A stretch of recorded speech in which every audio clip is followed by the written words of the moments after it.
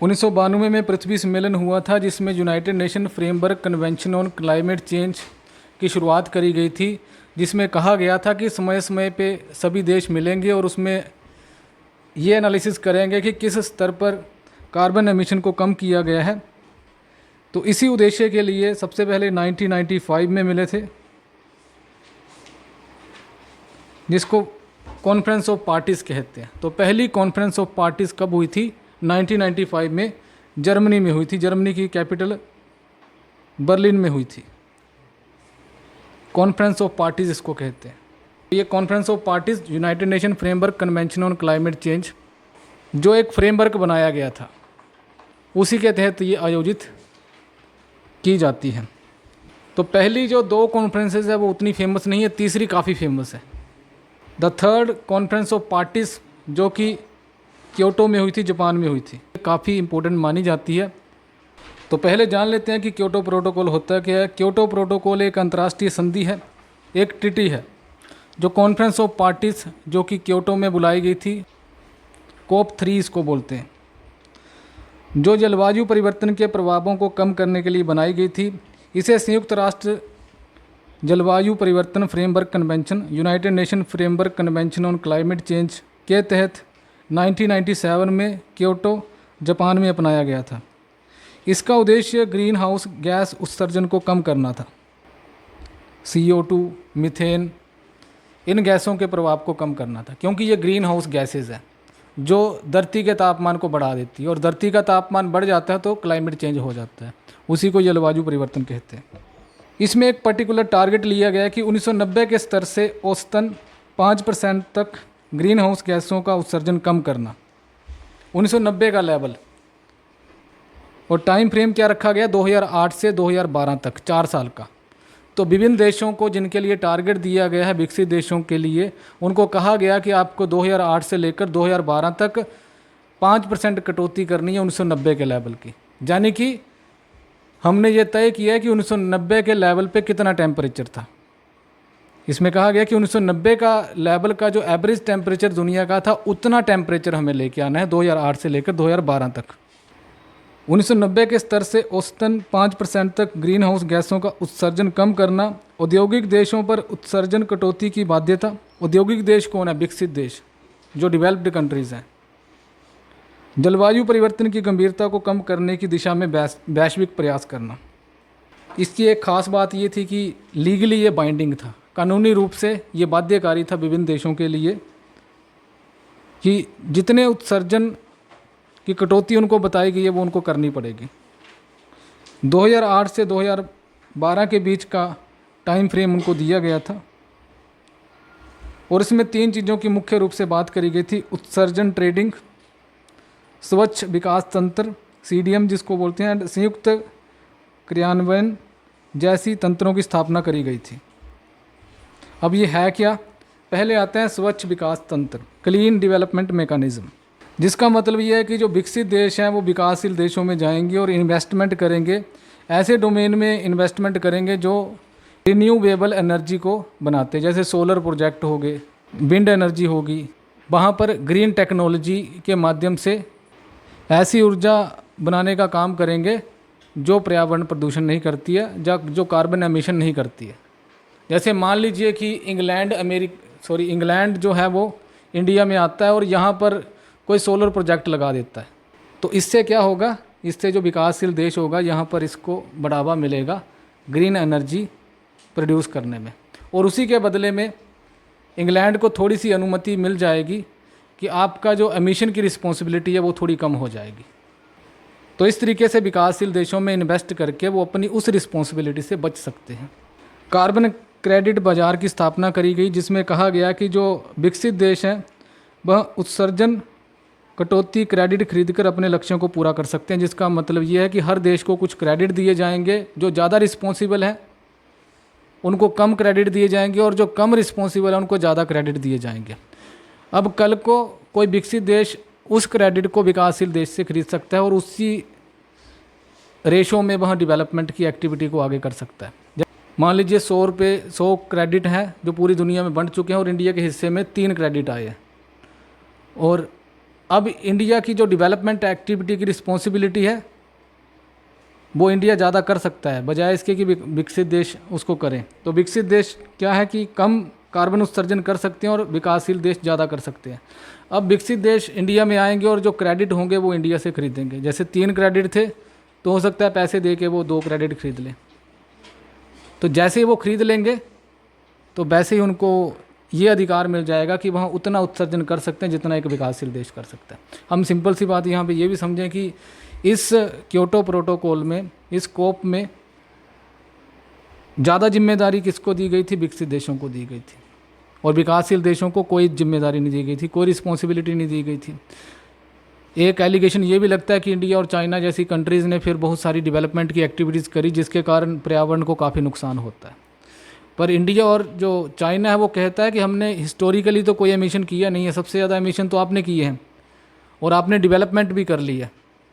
अब आप डेवलपमेंट के उस स्तर पे पहुंच चुके हैं कि अब आप ग्रीन टेक्नोलॉजी की तरफ अपने आप को मोड़ सकते हैं। तो हमारे पास वो टेक्नोलॉजी नहीं है, हमारे पास उतना पैसा भी नहीं है कि हम सीधा डायरेक्ट अपनी टेक्नोलॉजी को ग्रीन टेक्नोलॉजी बना दें। तो उसके लिए हमें पहले ट्रेडिशनल मीन्स से डेवलपमेंट करनी पड़ेगी।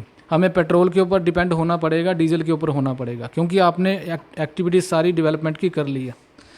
तो इसलिए सबसे ज़्यादा जो जिम्मेदारी दी गई थी वह विकसित देशों को दी गई थी। बाद में विकसित देशों के द्वारा विरोध भी किया गया कि आपने इंडिया और चाइना जैसी कंट्रीज़ को इससे बाहर रखा है। देन क्योटो प्रोटोकॉल की चुनौतियाँ भी थी कुछ। संयुक्त राज्य अमेरिका ने इसको स्वीकार नहीं किया और जो टारगेट विभिन्न देशों को दिए गए थे उन्होंने पूरे नहीं किए। 2008 से 2012 के बीच जितने भी जो विकसित देश थे, किसी के द्वारा भी अपने जो टारगेट थे लगभग पूरे नहीं किए गए।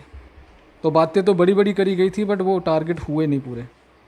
क्योटो प्रोटोकॉल के बाद एक प्रयास कोपनहेगन में हुआ था 2009 में, और उसके बाद तीसरा प्रयास पेरिस एग्रीमेंट में हुआ था जो 2015 में हुआ था फ्रांस की कैपिटल पेरिस में, जिसको पेरिस एग्रीमेंट कहते हैं। अब पेरिस एग्रीमेंट में सभी देशों द्वारा समान भागीदारी के साथ नए जलवायु परिवर्तन फ्रेमवर्क की स्थापना करेगी। पेरिस एग्रीमेंट में कहा गया कि अब केवल रिस्पॉन्सिबिलिटी विकसित देशों की नहीं है बल्कि विकासशील देशों की भी रिस्पॉन्सिबिलिटी है। तो क्योटो प्रोटोकॉल जलवायु परिवर्तन के खिलाफ एक महत्वपूर्ण कदम था। इसने वैश्विक स्तर पर उत्सर्जन में कटौती के लिए एक दृष्टिकोण प्रस्तुत किया। हालांकि इसकी बहुत सारी सीमाएं भी थी, लेकिन इसने भविष्य के जलवायु समझौतों की नींव रखी। 2009 में कोपनहेगन चलाया, क्योंकि टाइम फ्रेम कितना रखा गया था 2008 से 2012 तक। अब 2012 के बाद कितने एमिशंस में कटौती करी जाएगी उसके ऊपर भी तो सहमति बननी चाहिए थी। तो इसके लिए भी कॉन्फ्रेंस ऑफ पार्टीज़ होती रही, जिसमें विवाद उभरते रहे विकसित देशों और विकासशील देशों के बीच। फिर इसके बाद एक महत्वपूर्ण जो समिट मानी जाती है या सम्मेलन माना जाता है वो कोपनहेगन माना जाता है। कोप 15 इसको बोलते हैं। कॉन्फ्रेंस ऑफ पार्टीज़ 15 नंबर की ये कॉन्फ्रेंस होती है। तो 7 से 18 दिसंबर 2009 के बीच कोपनहेगन डेनमार्क में आयोजित किया गया था। So Copenhagen is the capital of the Denmark. So Denmark जो है वो एक यूरोपियन कंट्री है,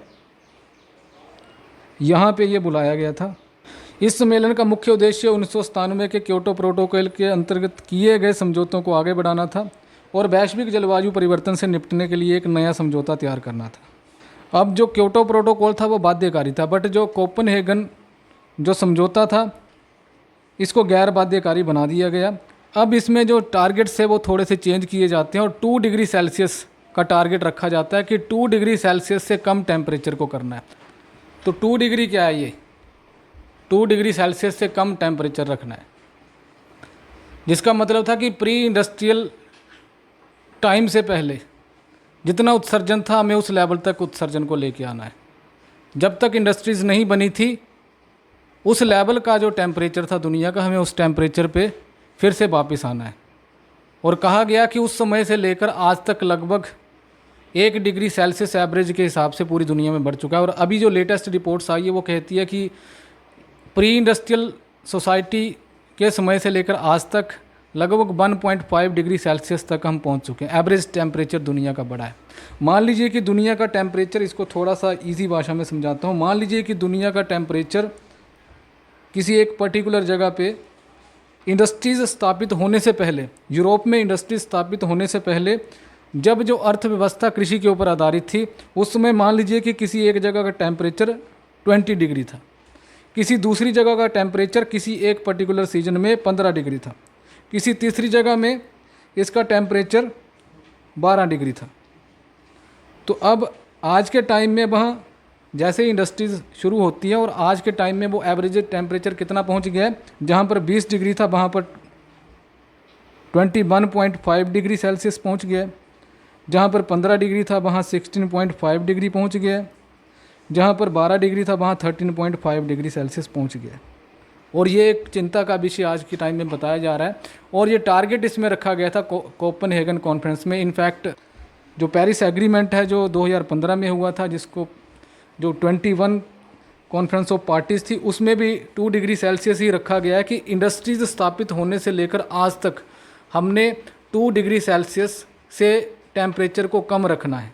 जिसका मतलब क्या है कि अगर 2 डिग्री सेल्सियस टेम्परेचर दुनिया में एवरेज के हिसाब से बढ़ जाता है तो बहुत सारी समस्याएं देखने को मिलेंगी।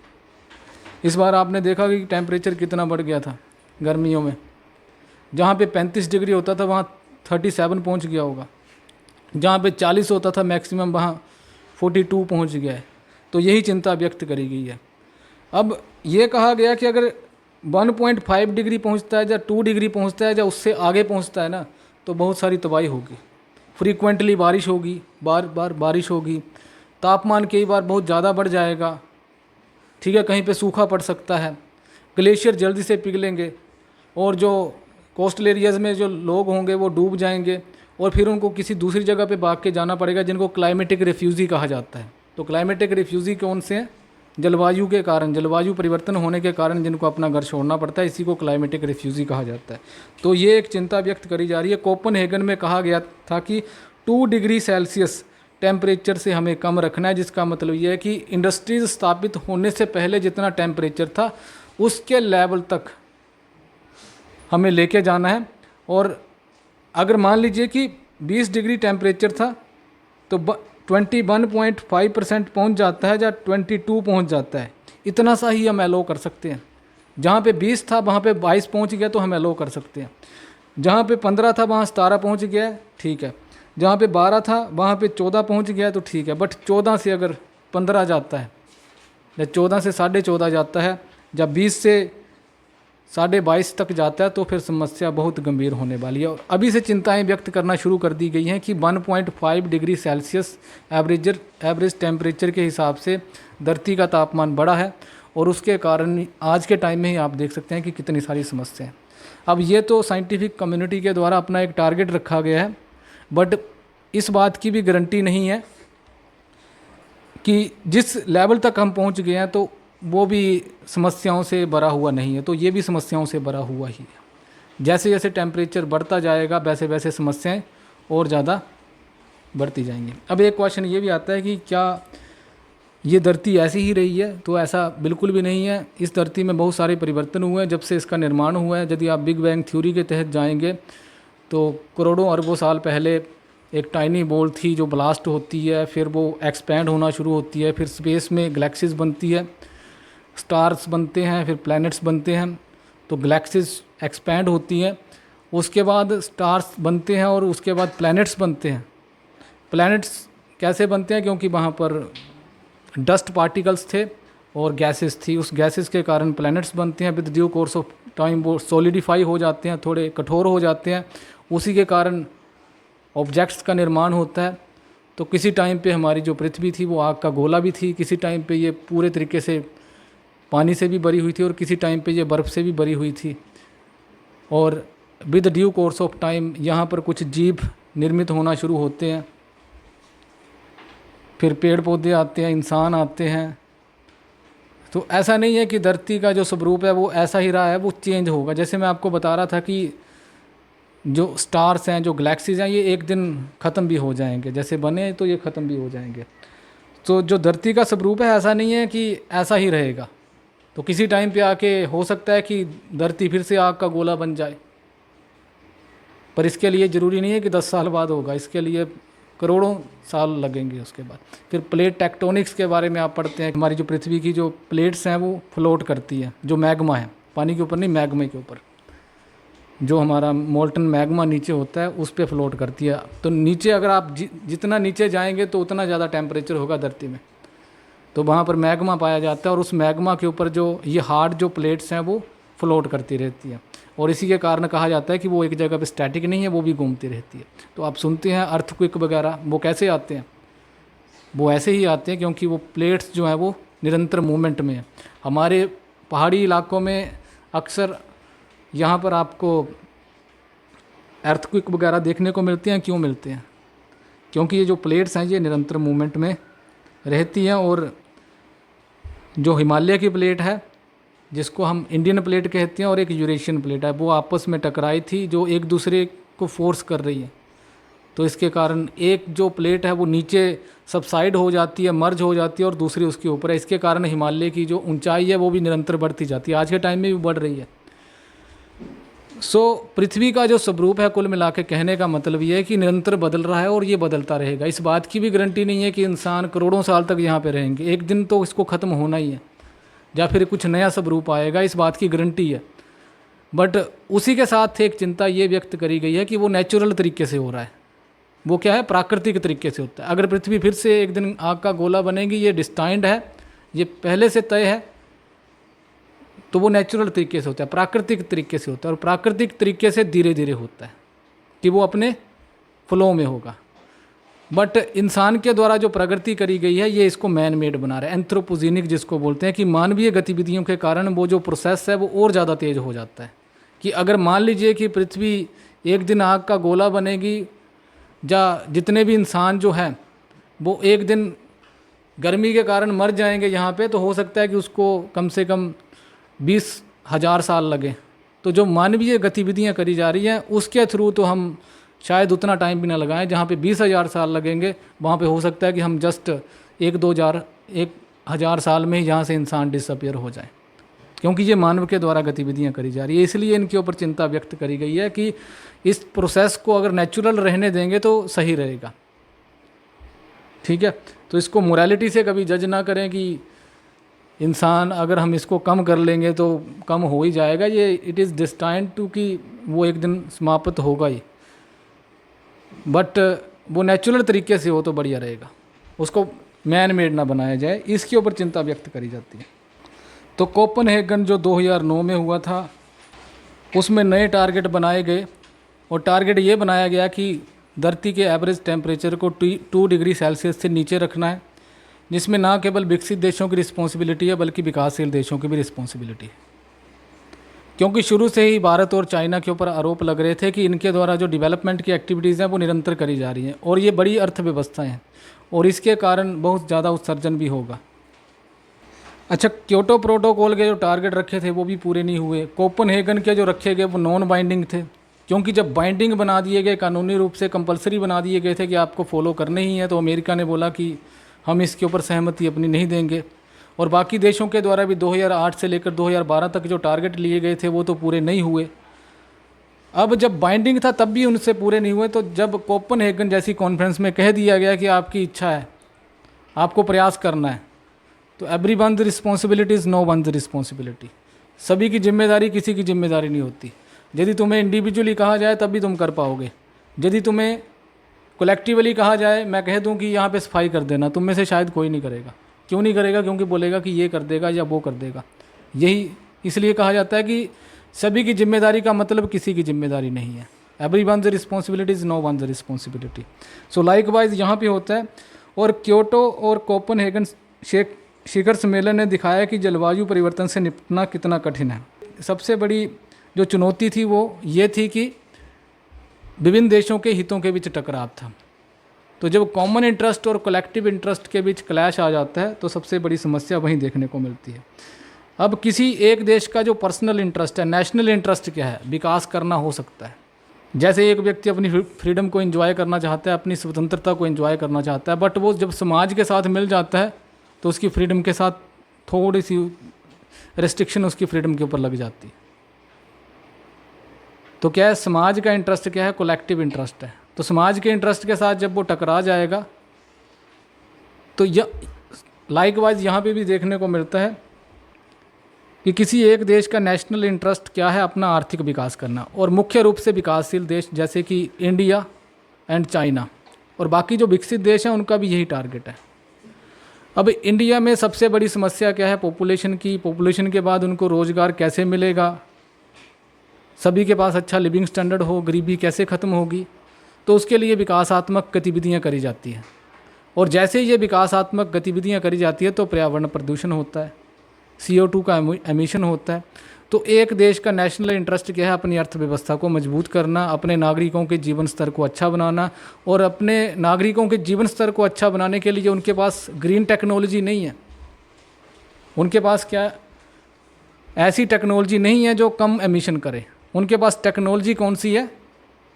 ऐसी टेक्नोलॉजी जो ऑयल पे चलती है, जो पेट्रोल पे चलती है, जो डीजल पे चलती है, जो कोल पे चलती है। जैसे हमारे देश में जो इलेक्ट्रिसिटी जनरेट होती है उसका जो बहुत बड़ा जो पोर्शन है वो कहाँ से आता है? थर्मल प्लांट से। और थर्मल प्लांट क्या होते हैं? थर्मल प्लांट का मतलब ये है कि कोयले से जहाँ पर बिजली उत्पादित करी जा रही है उसको थर्मल प्लांट कहते हैं। अब कोयले से जब बिजली बनाई जा रही है, हमने पानी से तो बिजली बनती देखी है, बट कोयले से जब बिजली बनाई जा रही है, क्योंकि बड़े स्तर पे बनाई जा रही है, तो उससे कार्बन एमिशन होता है। और मान लीजिए कि इंडिया कोयले से बिजली बनाना बंद कर दे तो शायद दिल्ली जैसी जगह, हमारी बहुत सारी जो मेगा सिटीज़ हैं उसमें बिजली ही ना हो और बहुत से लोगों को बिजली ही ना मिले। तो लोगों को बिजली भी चाहिए, रोज़गार भी चाहिए। अब बाकी दूसरे तरीक़ों से यदि हमें बिजली बनानी है, जैसे सोलर एनर्जी हमें जनरेट करनी है, तो सबसे पहले तो उसकी क्रेडिबिलिटी के ऊपर क्वेश्चन मार्क लगता है। और अगर हमें बड़े स्तर पे इलेक्ट्रिसिटी जनरेट करनी है तो हमें बड़े स्तर पे इंफ्रास्ट्रक्चर की ज़रूरत होगी, बड़े स्तर पे हमें चीज़ों को इंपोर्ट करना पड़ेगा। और कोयला यदि हमारे देश में इजीली अवेलेबल है तो हम बोलेंगे कि यार कोयले से बना लेते हैं। अब खर्चा सोलर में ज़्यादा आ रहा है, खर्चा विंड एनर्जी में ज़्यादा आ रहा है, तो इसलिए हम कोशिश करेंगे कि ऐसे सोर्सेज से एनर्जी बनाया जाए जिस पे खर्चा कम आ रहा है, जिसके कारण कार्बन एमिशन होगा। तो एक देश का नेशनल इंटरेस्ट क्या है? पर्टिकुलरली इंडिया एंड चाइना जैसे देशों का नेशनल इंटरेस्ट क्या है कि वह इन कन्वेंशनल सोर्सेज ऑफ एनर्जी के माध्यम से ही अपना विकास करें। और जब ये अपना विकास इन रिसोर्सेज के माध्यम से करेंगे तो कलेक्टिव इंटरेस्ट के साथ इनका क्लैश होगा। और कलेक्टिव इंटरेस्ट क्या है? पर्यावरण को सुरक्षित रखना, सतत विकास जिसको हम बोलते हैं। तो इंडिया अपनी फैक्ट्रियों को बढ़ाना चाहेगा। मुख्य मेन टेंशन यही है। मेन टेंशन ये नहीं है कि कार्बन एमिशन कितना होगा, मेन टेंशन ये है कि लोगों को रोज़गार मिलना चाहिए और उसके लिए फैक्ट्रीज़ बनानी पड़ेगी, इंडस्ट्रीज़ बनानी पड़ेगी। और जब वो इंडस्ट्रीज़ बनेगी तो कार्बन एमिशन होगा। तो इसलिए किसी देश का जो नेशनल इंटरेस्ट है वो क्लैश हो जाता है। इनफैक्ट यदि आप विकसित देशों की बात करें तो वो भी पूरे तरीके से अभी ग्रीन टेक्नोलॉजी की तरफ मूव ऑन नहीं किया उन्होंने। वो भी बड़े स्तर पर एमिशन करते हैं अपने इंडस्ट्रीज़ के माध्यम से, अपने व्हीकल के माध्यम से। ऐसा नहीं है कि सारी की सारी ग्रीन टेक्नोलॉजी उनके द्वारा फॉलो करी गई है। वो भी कहते हैं कि ज़्यादा जो रिस्पॉन्सिबिलिटी है वो विकासशील देशों की है। वो ये भी कहते हैं कि जो इतिहास में हो गया वो छोड़ो, हमने जो विकास करना था कर लिया, हमारी कोई गलती नहीं है। अब तय इस आधार पे किया जाए कि जो प्रेजेंट में जो डेवलपमेंट की एक्टिविटीज़ है उतनी रिस्पॉन्सिबिलिटी हर देश की होनी चाहिए। तो विकसित देश इस अप्रोच की बात करते हैं। विकासशील देश बोलते हैं कि हमें मौका ही नहीं मिला विकास करने का, आज हमें मिला है तो हमें छूट मिलनी चाहिए। तो ये हर देश का अपना पर्सनल इंटरेस्ट, अपना नेशनल इंटरेस्ट एक साझे इंटरेस्ट के साथ टकरा रहा है। तो इसी के साथ एक टर्म पॉपुलर हो जाती है जिसको कॉमन्स की त्रैसदी कहा जाता है, ट्रेजेडी ऑफ कॉमन्स। ट्रेजेडी क्या होती है? दुर्घटना। तो सभी के साथ एक दुर्घटना हो रही है। गैरन हार्डिन जो कि अमेरिका के जीव वैज्ञानिक थे, उनके द्वारा 1968 में ये सिद्धांत दिया गया था और कुछ एग्जाम्पल्स उनके द्वारा दिए गए थे जिसमें उन्होंने कहा था कि पृथ्वी के संसाधन सीमित हैं जिनका हम साझा प्रयोग करते हैं, जैसे पानी, हवा, ज़मीन, तो इनका हम साझा प्रयोग करते हैं। इसके ऊपर किसी एक व्यक्ति का पर्टिकुलरली स्वामित्व नहीं है, उसका वो मालिक नहीं है। तो जब सभी लोग इन संसाधनों का साझा उपयोग करते हैं तो उनको संभालना मुश्किल हो जाता है, जिसको कॉमन्स की त्रासदी कहा जाता है। और इसका एग्जाम्पल उन्होंने दिया है कि हर व्यक्ति जब इन संसाधनों का प्रयोग करता है तो वह ज़्यादा से ज़्यादा अर्जित कर लेना चाहता है, जिसको उन्होंने एक एग्जाम्पल के माध्यम से समझाया कि जब कोई व्यक्ति अपने पशुओं को चराने जाता है किसी सार्वजनिक मैदान के ऊपर और 2-4 व्यक्ति और भी पशु चराने आए हैं।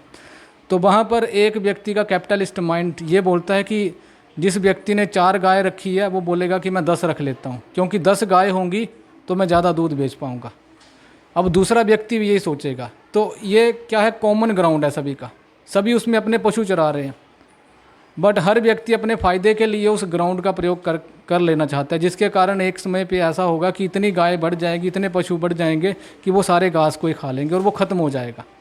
तो कुल मिला के ये बोला गया है कि जो व्यक्ति का प्रॉफिट सीकिंग की ये जो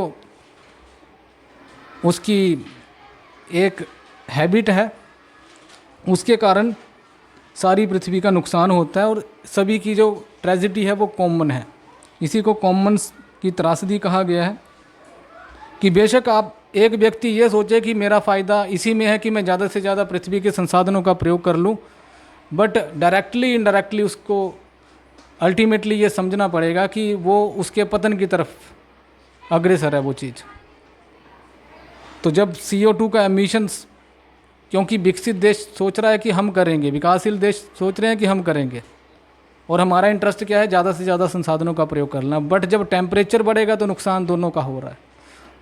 अगर कहीं हीट वेव्स चल रही है तो वो अमेरिका में भी चल रही है, अगर कहीं पे सूखा पड़ रहा है तो वो किसी थर्ड वर्ल्ड कंट्री में भी पड़ रहा है, कहीं पे बाढ़ आ रही है तो वो उसकी कोई सीमा नहीं है, कहीं पे टेम्परेचर 2 डिग्री सेल्सियस से ज़्यादा या ऐसी हीट वेव आ जाती है जिसके कारण लोगों की मृत्यु होना शुरू हो जाती है, तो उसका कोई दायरा नहीं है। तो इसी को कॉमन्स की त्रासदी कहा गया है, ट्रेजेडी ऑफ कॉमन कहा गया है कि जिस तरीके से प्राइवेट हैबिट है, जो प्राइवेट मोटिव सीख करने की, वो एक दिन ज़रूर सभी की जो ट्रेजेडी है उसको नियर लाती जा रही है। तो ये इसके बेसिक एस्पेक्ट थे, बाकी हम इसके जो मूवमेंट चलते हैं उसको बाद में समझेंगे।